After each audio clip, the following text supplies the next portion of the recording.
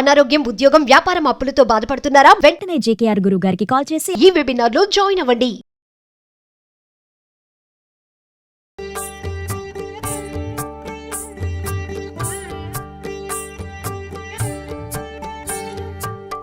నమస్కారం. రామాయణ కథ వింటున్నాం. విశ్వామిత్ర చరిత్రలో ఉన్నాం కదా. విశ్వామిత్రుడు ఇక్కడ తనున్న చోట తరచుగా తపస్సుకి భంగం కలుగుతోందని ఏమనుకున్నాడు, పశ్చిమ దిక్కుకు వెళ్ళాడు. ముందు దక్షిణ దిక్కులో ఉన్నాడు. ఇప్పుడు కొంతమంది ఋషిపుంగువులందరినీ, అంటే తన తోటి వాళ్ళని వెంట పెట్టుకుని పశ్చిమ దిక్కులో పుష్కర క్షేత్రం అనే చోటకు వెళ్ళాడట. అక్కడ ఒక ఉత్తమమైన తపోవనాన్ని ఎంచుకుని కందమూలాలు మాత్రమే తింటూ మళ్ళీ తపశ్చర్యలోకి దిగాడట. ఆ కాలంలో ఈ అయోధ్యాధిపతి అయిన అంబరీషుడు అనే రాజు ఒక యాగాన్ని చేస్తున్నట్ట. అయితే ఒకానొక సందర్భంలో ఏమైంది, ఆ హోమధేనువు, పశువు, యాగ పశువు అంటారు, ధేను అనకూడదులేండి, యాగ పశువే. యాగ పశువుని ఇంద్రుడు అపహరించాట.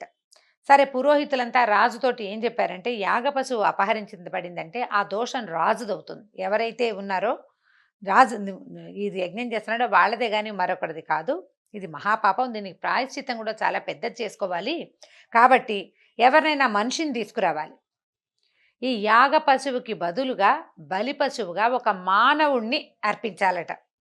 మానవుణ్ణి బలివ్వచ్చు, అప్పుడు యజ్ఞం పరిసమాప్తం అవుతుందని చెప్పారు. ఇప్పుడు ఆలోచిస్తున్నారనమాట. ఈ బుద్ధిశాలి అయిన అంబరీషుడు ఏం చేశాడు, లక్షల కొద్దీ ఆవులనైనా ఇచ్చి యాగ పశువుని పొందటానికి చాలా ప్రయత్నం చేశాట. ఎంత ట్రై చేశాడో పాపం.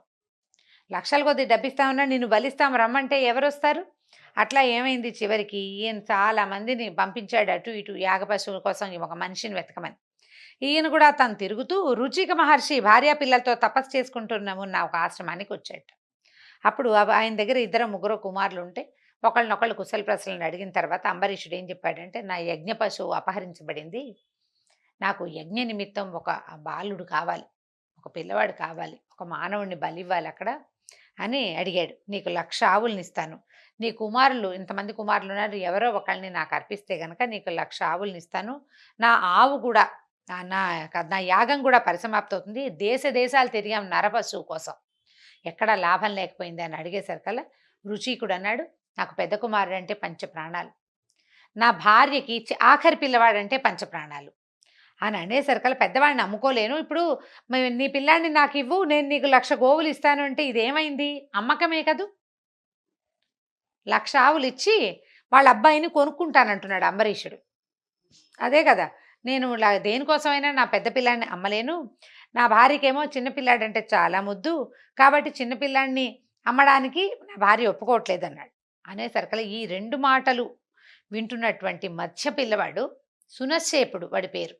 వాడన్నాడు, నాకు అర్థమైంది, మా నాన్న పెద్ద కొడుకు నమ్మడు, మా అమ్మ చిన్న కొడుకు నమ్మదు, వీళ్ళిద్దరికీ అవసరం లేని వాడిని నేనే, కాబట్టి నన్ను నువ్వు తీసుకెళ్ళిపో, మా నాన్నకు 1,00,000 ఆవులు ఇచ్చేసేయి, నేను పెద్ద అయ్యా కూడా ఇంత సంపాదించలేను, నా తండ్రి సంతోషిస్తాడు నా వల్ల ఇంత లభించినందుకు అని చెప్పి నన్ను తీసుకెళ్ళిపోమన్నాడు. అనేసరికల్ సరే, అంబరీషుడు ఏం చేశాడు, ఇందులో ఇంకా సెంటిమెంటల్గా ఫీల్ అయ్యే అవకాశం లేదు పాపం, ఈ పరిస్థితి అట్లాంటిది, యజ్ఞం పూర్తి చేయాలి, రాజు కర్తవ్యం, ఆ కాలం నాటి పరిస్థితులు అవి అంతే. అక్కడి నుంచి ఏం చేశాడు, సున్నశేపుడిని తీసుకుని తన నగరానికి బయలుదేరాడు. ఆయన వస్తున్నాడు ఈ అబ్బాయిని వెంట పెట్టుకుని. మధ్యలో ఏమైందట, విశ్రాంతి తీసుకోవడానికి వీళ్ళు పుష్కర క్షేత్రంలో బస చేస్తున్నారట. సరే, ఏమైంది, మహారాజు విశ్రాంతి తీసుకుంటుంటే ఈ పిల్లాడు బిక్కమ వేసుకుని ఓ మూల ఎక్కడో కూర్చుని ఏడుస్తున్నాడు, దుఃఖిస్తుండేసరికల్లా పాపం ఆకలి, అలసట, దిగులు, భయము, దైన్యంతో మహాదీనంగా ఉన్న ఆ పిల్లవాడిని విశ్వామిత్రుడిని చూసేసరికల్లా ఆయన చూసి ఇంకా ఏడ్చాడు. ఎవరి దగ్గరకు, బాబు ఎందుకునైనా ఏడుస్తున్నావు అనగానే దుఃఖం ఇంకా పొర్లిపోదు, బాగా ఏడ్చాడు. ఏడ్చేసరికల్లా ఏమన్నాడు, నువ్వు సర్వలోక రక్షకుడివి, లోకుల హితం కోరతావు, నువ్వు రాజర్షివి, నన్ను రక్షించు అని అడిగాడు. నన్ను ఒక అనాథగా స్వీకరించి రక్షించమన్నాడు. అనేసరికల్లా ఏం జరిగింది అని కనుక్కునేసరికల్లా ఏం చెప్పాడు, మహారాజు అంబరీషుడు నా తల్లిదండ్రులకి మూల్యం చెల్లించి నన్ను యజ్ఞ పశువుగా కొనుక్కున్నాడు, రాజు తలపెట్టిన కార్యానికి విఘ్నం కలగకూడదు, కానీ నాకు తపస్సు చేసి స్వర్గం చేరాలనుంది, నువ్వు నాథుడు లేడు, నాకెవరు తండ్రి లేడు, తల్లి లేదు, వాళ్ళు నన్ను వదిలేశారు, నన్ను రక్షించమని, నన్ను ఈ ఆపద నుంచి కాపాడమన్నాడు. అనేసరికి విశ్వామిత్రుడు ఏం చేశాడు, తన కుమారులు కొడుకులు ఉన్నారు వాళ్ళందరినీ పిలిచాడు. మామూలుగా లోకంలో తల్లి తండ్రి ఎందుకు పిల్లల్ని కంటారు, లోకహితం కోసం పుత్రుల్ని కంటారు, ఇప్పుడు నాకు అవసరం ఏర్పడింది, ఈ అబ్బాయి పేరు సునశ్శేపుడు. యాగ పశువుగా అంబరీష మహారాజు ఇతన్ని కొనుక్కున్నాడు. ఈ పిల్లాడు నన్ను ప్రాణభిక్ష కోరుతున్నాడు. నేను వీడికి అభయం ఇచ్చాను. రాజు కార్యము చెడిపోకూడదు. ఎందుకంటే ఈ యజ్ఞం అత్యవసర కార్యక్రమం. అది మానే కాలం కాదది. తర్వాత ఇతను అంటే ఇప్పుడు ఎట్లా ఇతని బదులు మీలో ఎవరైనా ఒకళ్ళు యాగ పశువుగా వెళ్ళండి.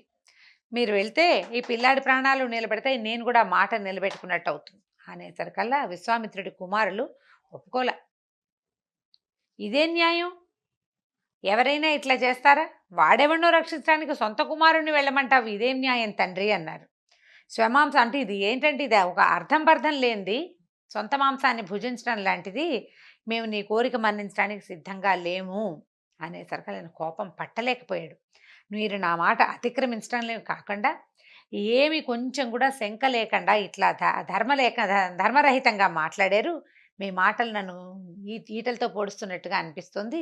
మీరు వశిష్ఠ కుమారుడు లాగానే ముష్టిక జాతులందు పుట్టి కుక్క మాంసం తింటూ 1000 సంవత్సరాలు పడి ఉండండి అని కొడుకుల్ని కూడా శపించేశాడు.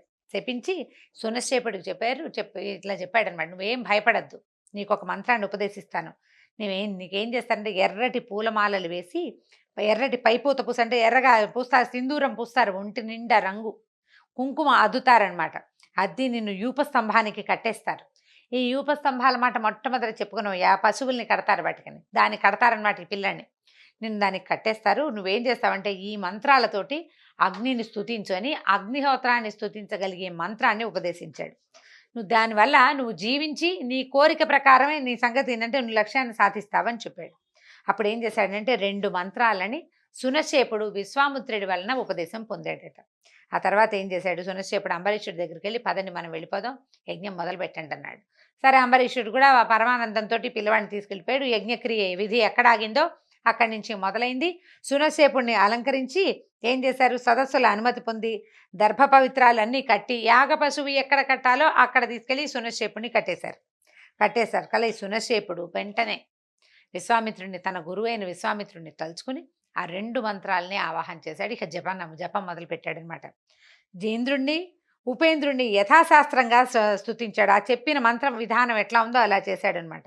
అక్కడి నుంచి ఈ సునశ్శేపుడి స్తుతిని విన్నటువంటి ఇంద్రుడు ఏం చేశాడు, ఇతనికి దీర్ఘాయువుని ప్రసాదించాడు.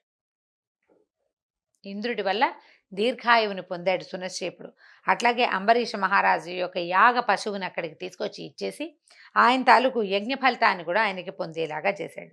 ఆ తర్వాత ఈ సునశ్శేపుడికి ఇలాంటి విముక్తి కల్పించిన విశ్వామిత్రుడు పుష్కర క్షేత్రంలోనే తన తపస్సుని కొనసాగించాడు. తర్వాత ఏమైందట, ఎన్ని చేశాడు చూడండి. ఎన్ని వేల సంవత్సరాలు జీవించి ఉండేవాళ్ళు ఆ కాలంలో. మళ్ళీ 1000 సంవత్సరాలు తీవ్రమైన తపస్సు చేసేసరికి బ్రహ్మాది దేవతలంతా ప్రత్యక్షమయ్యారట. అప్పుడు నువ్వు చేసిన పుణ్యకార్యాల వల్ల అంటే త్రిశంకుకి స్వర్గారోహణ చేయించాడు.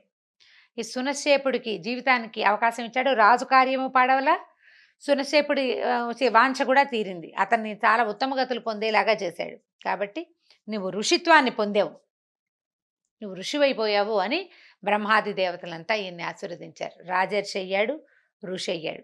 కానీ ఋషిత్వంతో సంతృప్తి పడల విశ్వామిత్రుడు. ఆయనకి బ్రహ్మర్షి అనిపించుకోవాలని ఉంది. ఆయనకి బ్రహ్మర్షి అయిన విశ్వామిత్రుడు వశిష్ఠుడితోటే కదా పోటీ.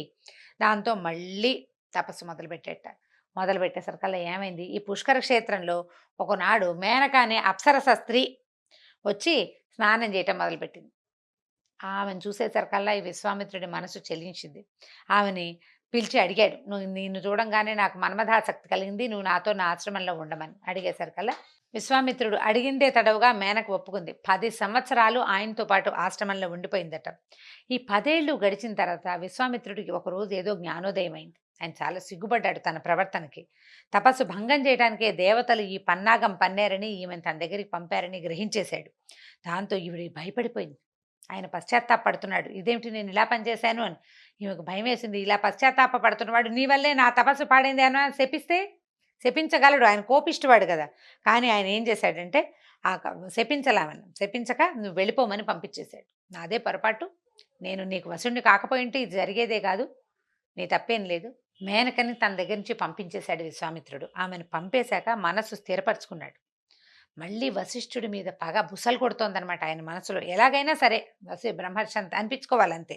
అక్కడి నుంచి ఏం చేశాడు, కౌశికీ నదీ తీరంలో చేరి నిష్ఠతో అతి తీవ్రమైన తపస్సు చేశాడు. ఈ కౌశికి ఎక్కడుంది? హిమాలయాల్లో ఉంది. అక్కడ తపస్సు చేయటం మొదలుపెట్టాడు. ఇక ఎంత తపస్సు చేశాడంటే 1000 సంవత్సరాల పాటు అత్యంత ఘోరమైన తపస్సట. దేవతలు ఋషులు అంతా భయపడిపోయారు, కంగారు పడ్డారు. ఆయన్ని మహర్షి అంట మొదలుపెట్టారు. మొన్నటిదాకా ఋషిత్వం వచ్చింది, ఇప్పుడు మహర్షి అంట మొదలుపెట్టారు. ఇంకా తపస్సు చాలించమన్నాడు. బ్రహ్మదేవుడు వచ్చాడు, నీ తపస్సుకి సంతోషించాను మహర్షి, ఇంకా తపస్సు మానేసేయమన్నాడు. అనేసరికల్లా నాకు మహర్షిత్వాన్ని ప్రసాదించావు, కానీ నాకు తృప్తి లేదు, నాకు సంతోషం లేదు, దుఃఖం లేదు. అంటే జితేంద్రుడు అంటే సంతోషము లేదు, దుఃఖము లేదు. ఇదివరకట్లాగా ఆనందము అవి వచ్చేట్లే. అవన్నీ ఎప్పుడు వస్తాయి? ఇంకా కొంచెం మన మీద మనకి కంట్రోల్ లేనప్పుడే దానికి ఏదైనా బాగా దొరికితే ఆనందపడ్డము, ఏదైనా దొరకపోతే దుఃఖపడ్డము, అవన్నీ ఎవరికి వస్తాయి? సాధారణమైన వాళ్ళకి వస్తాయి. నాకేం లేవు ఆ భావాలు కలగట్లా. అంటే నేను జితేంద్రియుణ్ణి అయ్యాను, ఇంద్రియాలని జయించాను నేను, కానీ బ్రహ్మర్షి కావాలన్నదే నా చిరకాల వాంఛ అని చెప్పాడు. చెప్పేసరికల్లా అప్పుడు ఏమన్నారు, విశ్వామిత్రుడి మాటలు విని నువ్వు జితేంద్రియుడివి కాలేదని చెప్పాడు బ్రహ్మ. చాలదు, ఇంకా తపస్సు చేయమన్నాడు. ఈ తపస్సు సరిపోదు అనేసరికల్లా ఈయన ఏం చేశాడు, ఇంకా తీవ్రంగా చేశాడటండి. ఎంత బాగా చెప్తున్నారు చూడండి. 2 చేతులు పైకెత్తి ఏ ఆలంబన లేకుండా నిలబడి గాలి మాత్రమే తీసుకుంటూ తపస్సు చేసేట. ఆహారం లేదు. గాల్లోకి 2 చేతులు పైకి చాపి ఇక అట్లా నిలబడి ఉన్నాడనమాట. అక్కడి నుంచి ఎండాకాలంలో పంచాగ్ని మధ్యంలో నుంచుని తపస్సు చేసేవట. వర్షాకాలంలో ఏ ఆచ్ఛాదన లేకుండా వర్షానికి ఎదురు నిలబడి తపస్సు చేసేట. నీళ్ళలో శీతాకాలం నదిలో గొంతు దాకా, మెడ దాకా, కంఠం దాకా నిలబడి తపస్సు చేసేట. ఇట్లా 1000 సంవత్సరాలు చేసేట. లోకాలని తాపంతో తల్లడిల్లిపోయేట. ఇలాంటి తపశ్చర్యలు అవి ఎవరైనా మహానుభావులు చేస్తుంటే లోకాలలో వేడి పెరిగిపోతుంది, చల్లబడవట, భూమి వేడెక్కిపోతూ ఉంటుందన్నమాట. అయితే ఇంద్రాది దేవతలంతా చాలా భయపడుతూ ఉన్నారు. ఇంతలో ఏం చేశాడు ఈయన, దేవేంద్రుడు దేవతల్ని రంభ అనే అప్సరసని వెంబడి పెట్టుకుని తీసుకొచ్చాడు. ఆయన ఏమనుకున్నాడు, తపస్సు కొంచెం భంగం చేస్తే ఈ వేడి తగ్గిపోతుంది తాత్కాలికంగా, అందుకని రంభని తీసుకొచ్చి ఆవిడకి ఏం చెప్పాడు, నీ హావభావాలు, సౌందర్యం, వయ్యారం చూపించి ఈయన్ని కొంచెం మోహితుడిగా చెయ్యి, ఇది దేవకార్యం, ఈయన్ని సరిగ్గా పూర్తి చేయమని చెప్పాడు. చెప్పేసరికల్లా ఆవిడకి భయం వేసింది. ఆవిడేమంది, ఈయన మహాకోపిష్టి, ఏదైనా శాపం పెడితే నేనేం గాను, నన్ను శపిస్తాడేమో అంటే దేవేంద్రుడు ఏమన్నాడు, నువ్వు భయపడద్దు, నీవు ఈ పని చేయడానికి నేను మన్మధుడు ఇక్కడే ఉంటాం, మన్మధుడు నేను నీకు సహాయం చేస్తామన్నారు. అనేసరికల్లా ఈవిడేదో కొద్దిగా చక్కగా అలంకరించుకుంది, నవ్వు మొహం పెడుతూ ఒక చిన్న గాలి తెరలాగా కనిపించకుండా తిరిగింది. మన్మధుడు కోయిల్లాగా మారి తీయగా పాడడం మొదలుపెట్టాడు. అంటే వసంత ఋతువు వచ్చిన భ్రమని కల్పించారనమాట. ఈ కోయిల పాటలోని కమ్మదనానికి ఈయన కళ్ళు తెరుచుకున్నాయి. ఆ కూతలకి ఉత్సాహం వస్తుంది శరీరంలోకి, మనకు కూడా వస్తుంది చూడండి. కూ అనగానే కూ అందామనిపిస్తుంటుంది. ఈయన కళ్ళు తెరిచాడు. కళ్ళు తెరిచి చూసేసరికల్లా ఎదురుగుండా రంభ కనిపించింది. కళ్ళు పూర్తిగా తెరిపెట్టి చూస్తున్నాడు అనమాట. ఆయనకి కొంచెం మొదట మనసు కొద్దిగా చంచలమైంది, కానీ పాత అనుభవం జ్ఞాపకం వచ్చింది ఆయనకి. మేనక విషయంలో తను ఇలాగే చంచలమయ్యాడు. మనసు చంచలమైతే తను 10 సంవత్సరాలు తపస్సుకు దూరమయ్యాడు. తన తపశ్శక్తి వృధా అయిపోయింది. దాంతో ఏం చేశాడు, ఇది దేవేంద్రుడి పన్నాగం అయ్యుంటుందని అతను ఇంకా చెలించల. ఆయన నిగ్రహానికి రంభ భయం వేసింది. దొరికిపోయాను, నేను చచ్చిపోయాను అనుకుంది. అంతే, ఇంకా నాకు చావు తప్పదు, నేను దొరికేశాను అనుకుంది. అయితే ఈయన ఏమన్నాడు, రంభతోటి అన్నాడు, నేను కామక్రోధాదుల్ని జయించి తపశ్చర్యకి దిగాను, నువ్వు నన్ను చెడగొట్టడానికి వచ్చావు, నీ అందచందాలతో నన్ను లోపరుచుకోవాలని చూస్తున్నావు, ఎలాంటి అందచందాలు లేని బండరాయి వైపోయి పడుండు నువ్వు అని చెప్పేసి 10,000 సంవత్సరాలు బండరాయిగా పడి ఉండమన్నాడట రంభని. అయినా కూడా నువ్వు ఈ అపరాధం తెలిసి చేయలే, నీ అంతటి నువ్వు చేయలేదు.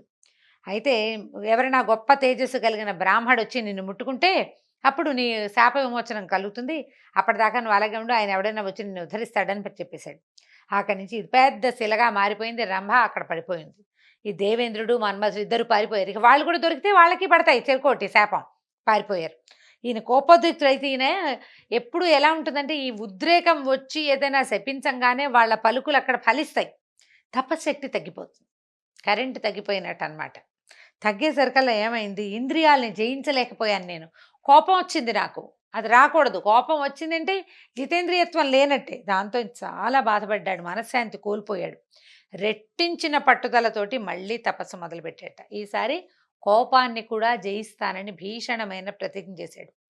చాలా పట్టుదలతోటి తపస్సు మొదలుపెట్టాడట. గాలిని కూడా బంధించేశాడు, గాలి తీయటం కూడా లేదు. జితేంద్రియుడై శరీరాన్ని శుష్కింపజేశాడు. తపస్సు చేత నాకు బ్రాహ్మణ్యం సిద్ధించే వరకు గాలిని కూడా బంధిస్తాను, నిరాహారినై తపస్సు చేస్తాను, తపస్సు చేసినంత వరకు నేను బతికుండాలంటే నా అవయవాలు క్షీణింపచకూడదు అని దృఢంగా నిశ్చయించుకున్నాడు. ఇట్లా కని విని ఎరగని విధంగా మహోగ్రమైన తపస్సు చేశాడట. చేసేసరికి చివరికి అక్కడ కూడా కుదరలా. మళ్ళా అక్కడి నుంచి వెళ్ళిపోయాడు. పశ్చిమ దిక్కు నుంచి తూర్పుకి వెళ్ళి తపస్సు చేయటం మొదలుపెట్టాడు. 1000 సంవత్సరాలు మౌనవ్రతం పాటించేట. తర్వాత అక్కడి నుంచి రక్తమాంసాలు కరిగిపోయిన ఈ తపశ్చర్యకి కేవలం ఎముకలు పోగుగా మిగిలేట. శరీరం పూర్తిగా క్షీణించిపోయింది. ఆ దశలో ఒకరోజు అన్నం తిందామనిపించింది టైంకి. ఎందుకో అలా సరే అన్నానికి ఏర్పరచుకున్నాడు. విస్తరి వేసుకుని అన్నం పెట్టుకున్నాడు. అన్నం ముందు కూర్చోగానే దేవేంద్రుడు ఒక బ్రాహ్మణ వేషంలో వచ్చి నాకు అన్నం పెట్టమని అడిగాడు. ఈయన మౌనవ్రతంలో ఉన్నాడు కదా, మరి మౌనవ్రతం అని చెప్పాం. ఆహారాన్ని అంతా బ్రాహ్మడికి ఇచ్చేసాడు. ఒక్క మాట కూడా మాట్లాడలే. మళ్ళీ ఆహారం లేకుండా మళ్ళీ 1000 సంవత్సరాలు తపస్సు చేసేట. తర్వాత ఈసారి గాలి పీల్చడం కూడా మధ్యలో అప్పుడు ఒకసారి అన్నం తిందామనిపించింది. ఇప్పుడు ఆ ఊహ కూడా మానేశాడు. ఇట్లా ఎన్నో సంవత్సరాలు తపస్సు చేయగా చేయగా గాలి కూడా బంధించేసరికి శిరస్సులోంచి ఒక సెగ బయటకు వస్తుందట ఆయన తలలోంచి. దాంతో ఆ సెగ ముల్లోకాలు వ్యాపించేసిందిట. జనులంతా భయభ్రాంతులైపోయారు. ఏదో వెచ్చటి సెగ, ఎవరో మహానుభావుడు ఏదో చేస్తున్నాడని భావించారు. ఈ పరిస్థితిలో దేవగంధర్వ కిన్నెర కింపురుషాదులంతా తాపానికి తెలివితప్పి పడిపోయారట. రక్షించమంటూ బ్రహ్మదేవుడి దగ్గరికి వెళ్ళారు. ఈసారి బ్రహ్మగారు వీళ్ళందరినీ ఎలా కరుణించాడో, ఈ విశ్వామిత్ర ఏ రకంగా బ్రహ్మర్షి అయ్యాడో విశ్వామిత్రుడు మళ్ళీ వచ్చే భాగంలో తెలుసుకుందాం. నమస్కారం.